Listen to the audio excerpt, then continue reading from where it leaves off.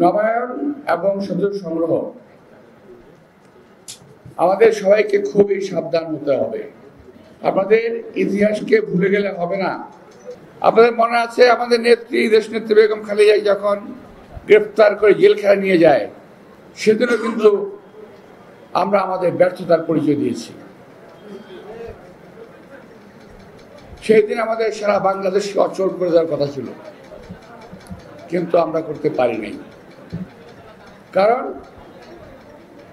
দলের মধ্যে কিছু স্বার্থান্বেষী লোক আছে, যারা নিজের স্বার্থের বাইরে অন্য কিছু বোঝে না। আমি কাউকে দোষারোপ করবো না, এখানে আমার নিজের দোষও আছে, বুঝে উঠতে পারিনি হয়তো। দেশনেত্রী বেগম খালেদাকে বাসায় আটকে রাখতে পারে, দেশনেত্রী বেগম খালেদাকে গ্রেফতার করতে পারে, এটাই আমার মাথায় আসেনি। এতবারের জনপ্রিয় একজন মানুষ, ৩ বারের প্রধানমন্ত্রী,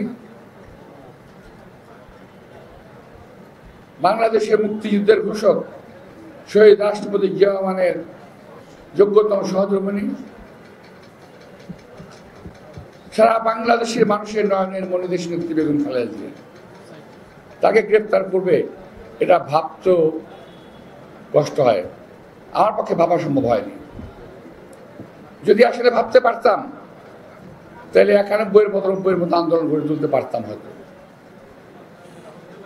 আমি জানি আমার এই কথার অনেক সমালোচনা হবে, আমার দলের মধ্যে হবে, দলের বাইরে হবে, কিন্তু সত্য কথা বলতে আমার কোনো দ্বিধা নেই। প্রিয় ভাইরা, আজকে এই কথাগুলো কেন বলছি আমি? তো সদস্য সংগ্রহ এবং নবায়নের বেলায় আশা করি আপনারা অত্যন্ত সচেতন থাকবেন। যদি নবায়নের সময় দেখা যায় যে ওই ব্যক্তির সম্পর্কে সংগঠন বিরোধী কোন কার্যক্রমের সঙ্গে জড়িত আছে, তার সদস্য পদ নবায়ন করা যাবে না। দলের দুর্নাম হচ্ছে এমন কোন কাজের সঙ্গে জড়িত আছে, এমন কোন ব্যক্তিকে নবায়ন করা যাবে না। আর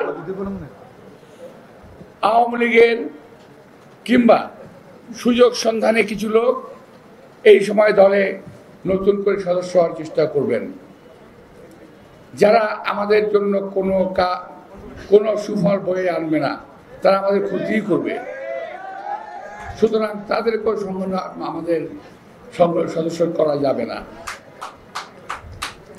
হতে পারে দলের সংখ্যা কমে যাবে, লোকের সংখ্যা। আমরা কোয়ালিটিতে বিশ্বাস করি, কোয়ালিটি ভালো, কোয়ান্টিটিতে না। হাজার হাজার লোকের দরকার নাই, আমার খুব সলিড 10টা লোক হলেই চলবে, যারা দেশকে ভালোবাসবে, দলকে ভালোবাসবে, দেশের মানুষকে ভালোবাসবে, প্রয়োজনে জীবন দিতে প্রস্তুত থাকবে। প্রিয় ভাইরা, সামনে রমজান, আজকে সব রাত্রি ইনশাল্লাহ আমরা সবাই পালন করব।